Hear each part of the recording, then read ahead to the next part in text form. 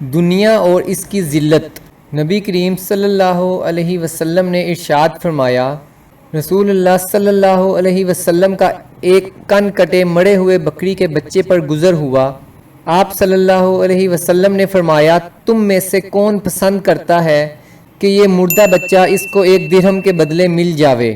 لوگوں نے عرض کیا، درہم تو بڑی چیز ہے، ہم تو اس کو بھی پسند نہیں کرتے کہ وہ ہم کو کسی ادنا چیز کے بدلے بھی مل جاوے۔ آپ صلی اللہ علیہ وسلم نے فرمایا، قسم اللہ کی، دنیا اللہ تعالیٰ کے نزدیک اس سے بھی زیادہ ذلیل ہے جس قدر یہ تمہارے نزدیک۔